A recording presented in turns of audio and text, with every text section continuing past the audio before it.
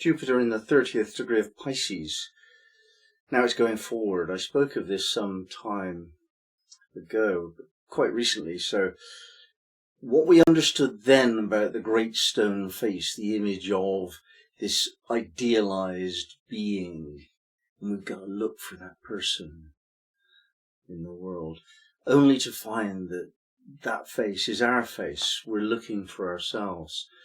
And the final secret in the cycle of 360 secrets is this, that even though we go through a process of understanding other people's points of view, the teachings that are given to us from long established traditions of spiritual or religious importance, wisdom of philosophers, parental guidance, all of this stuff that teaches us what life is all about, what the meaning of life is, how we're supposed to be, whether we're right or wrong in our feelings and so on.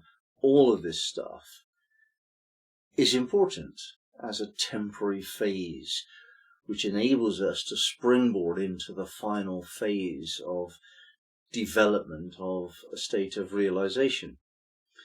Now that word realization, there's some ambiguity about the meaning, so I'm kind of making a statement to myself about what it means to me. It's not the same as enlightenment, and it's not the same as awakening. An awakening person is just sort of wondering what's going on. How do I understand more about the nature of life? It isn't the way it seems, not really. And an awakened person, which I would say is synonymous with a realized person, they get that what is real is not this illusion that we're fed, that we see. The reality is the connection between that illusion and the imperfection within ourselves of self-awareness. As soon as we are absolutely self-aware and expressive of that, then we are realized, and life becomes real. The illusion is there, but it's known to be an illusion. We don't get caught up in lies so much anymore. There's always a little bit left, unless you're truly fully realized and enlightened. So Jupiter passing through this degree now is saying, well, I've been here before, I've been here twice actually, now is the last time, and it only lasts for a few days before I start a 12-year cycle, beginning in the 1st degree of Aries. And this last little take on what I believe about myself, what I believe about the nature of reality is afforded us. So very soon now, we're going to be expanding into a 12-year project. And that is simply an aspect of our growth. Jupiter is the agency through which all living forms grow. It is inevitable, if there is life, that there is growth of some kind. And in the case of most animals, it's physical, and in our case, it's in terms of wisdom, consciousness, awareness. So we're starting another track of personal development here, a 12-year section of our life. Well, that's pretty big. We don't have many of those in our whole lives. And those of us that are studying this material now, we've had a few, and we know that there's a cycle. We develop this, and we change tack, and then we develop that, and then we change tack again and develop something else. And there are cycles of 12 years that can measure that. Jupiter going into Aries, yeah, that begins another cycle. Your own Jupiter return is another one. Jupiter crossing the ascendant is another one. They're all Jupiter cycles. So we have to just differentiate between which of the Jupiter cycles we're looking at here. And it's the kind of essential Jupiter energy. Jupiter is renewing itself across the board. All of us are going through our renewal of Jupiter energy. So Jupiter itself is reawakening. And it reawakens on the basis of having understood something which is now learning in this 30th degree of Pisces. The whole zodiac, the 360 degrees, represents a complete, detailed, rich, subtle metaphor for all aspects of life. That's his purpose. Everything that we could ever experience or understand is contained somewhere within the 360 Sabian degrees. The 360th represents the sum total of all of that. And I remember seeing a film once, a Sufi film, very allegorical, where this courageous warrior sets out to conquer all devils and evils and confusions and eventually find out the mystery of life. What is the meaning of life? This was his ardent purpose. And he defeated all of his problems and got to the center where they held the knowledge. And he was simply given the book of knowledge.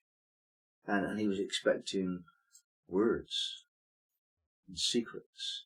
But all it was, every page in this book of knowledge was a mirror. It was just a book of mirrors. And that's what we live. Each day, we could say, is another mirror.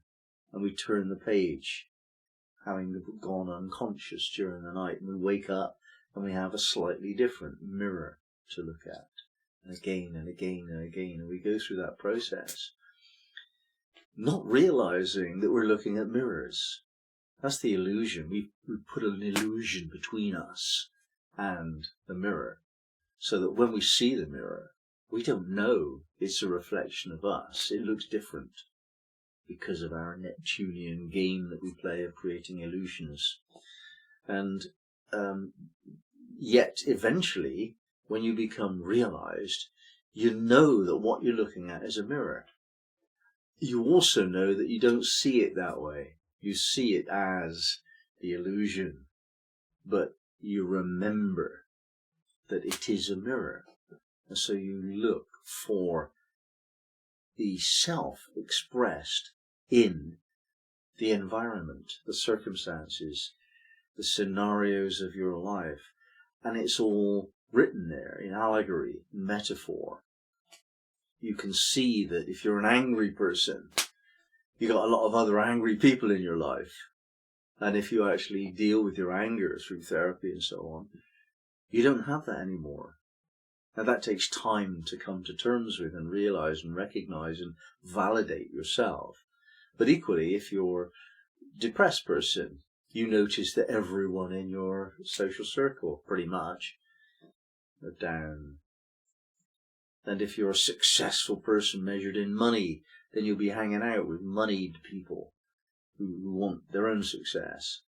And if you're a gardener, quite a lot of your friends will be gardeners. You start to notice that there's this coincidence going on, and then you get to realize, no, this is not a coincidence.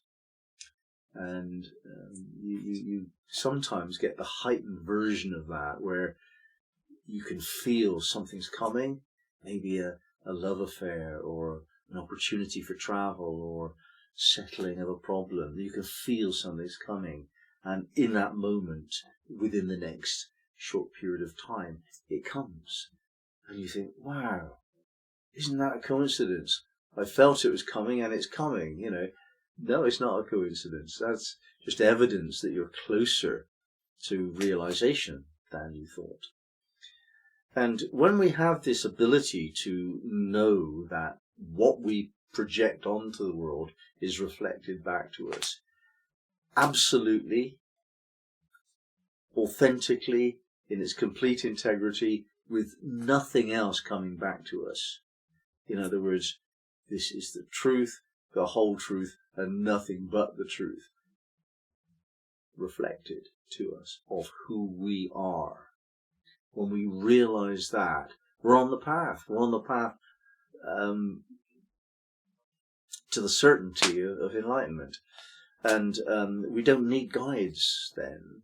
That's when we're free of all this religiosity that actually does as much to get in the way of knowledge as it does to promote knowledge.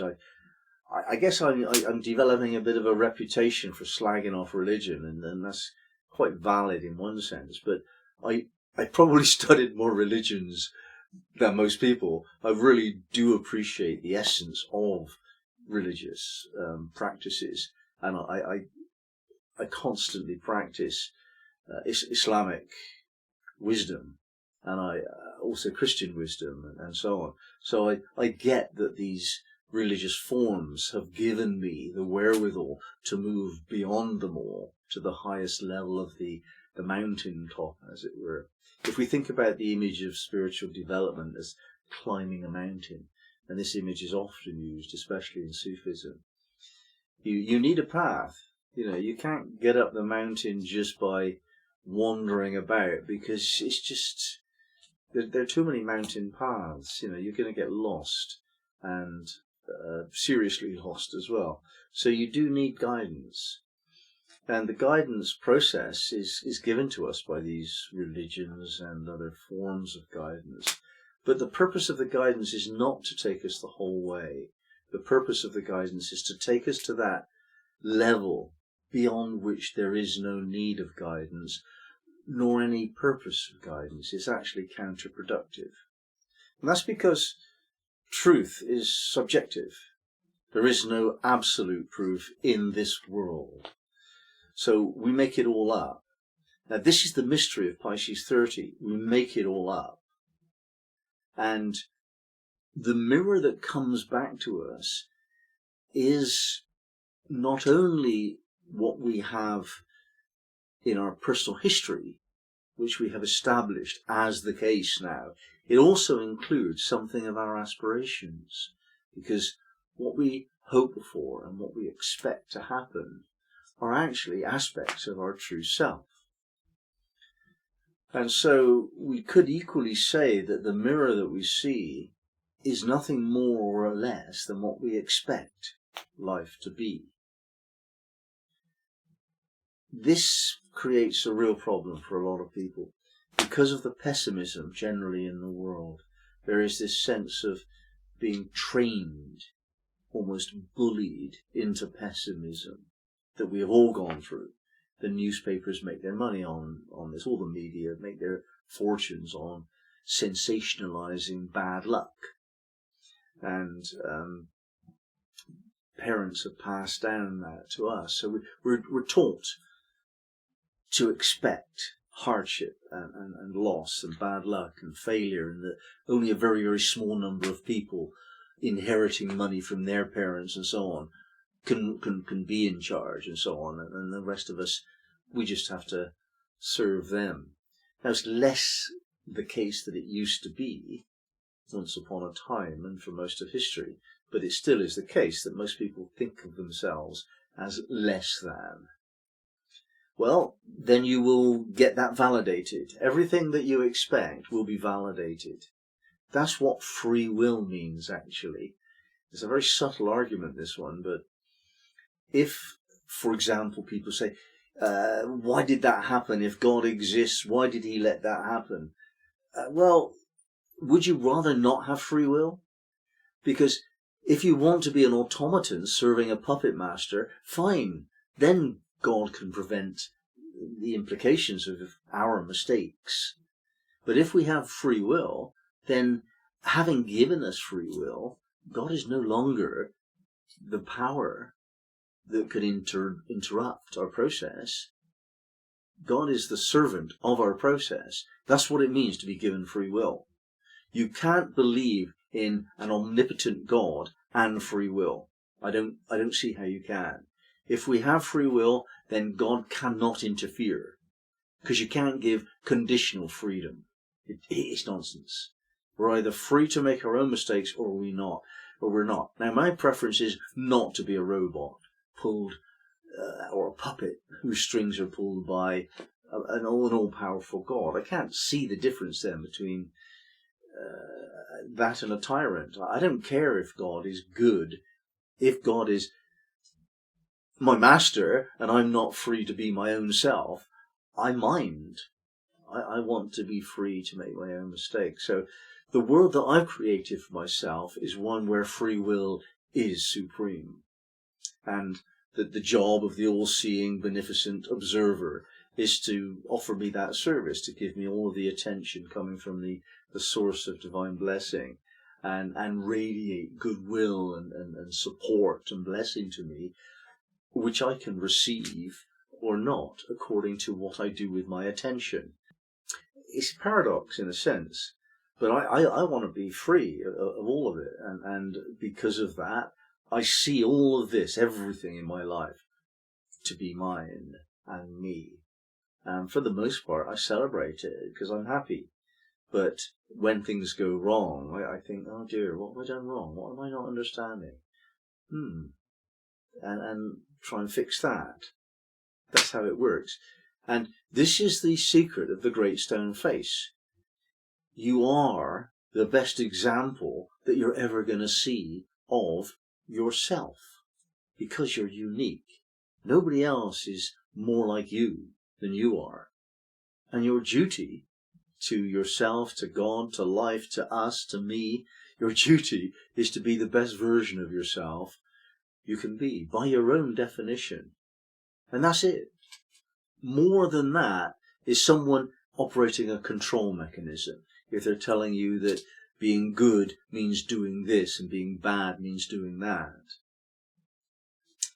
I received a comment on a recent video that spirituality is essentially about learning of non-self, to put the ego aside. This is how you understand spirituality. I don't see it that way. I don't see the ego as bad or not the gift of God. I think ego is simply inevitable when we define ourselves as different from other people, and that our fundamental duty is to bring that ego into exaltation. And the idea that we should all subsume ourselves to the Christian ethic, for example, and be nothing in the face of God, and so on, I refute that. I just don't get that. That doesn't work for me. And it didn't work for other spiritual teachings either. You know, it didn't work for the Vikings. They went to Valhalla because they fought well. The same with the Roman warriors in pre-Roman times. The same in the Sikh tradition to some significant extent. It's not only spiritual wisdom to give up the ego. That's a particularity of it for certain people, but it's not general. I think what is general is that you have to find your true self. How could it be otherwise? It's so self-evident to me. You have to be authentic, and you don't get to be that way if you deny the equivalence of inner and outer. The outer world is nothing more and nothing less than you projected. And Jupiter is saying, yeah, isn't that great? Isn't that wonderful that you can see all of your mistakes and you can suffer to give you the motivation to fix them? A lot of people can see their mistakes and don't do anything about it. Well, you try doing that with touching fire. You know, you put your finger in a fire and that's a mistake because it damages your finger. And it's very, very helpful to be burned and to suffer pain, to make sure you learn that you don't put your finger in the fire. That's what pain is for, whether that's emotional pain or physical pain. Pain is to teach us to fix something that's being done wrongly, you know. And if we didn't have discomfort in life to the level of emotional pain, we wouldn't do it, because, you know, we're essentially lazy. If we can get away with comfort and security for no effort, most people would not go to work if they weren't made to, you know. So, Jupiter, 30th degree of Pisces, a time for us to understand that it's really great that everything in our lives is nothing more or nothing less than a reflection of who we actually are. There's the wisdom.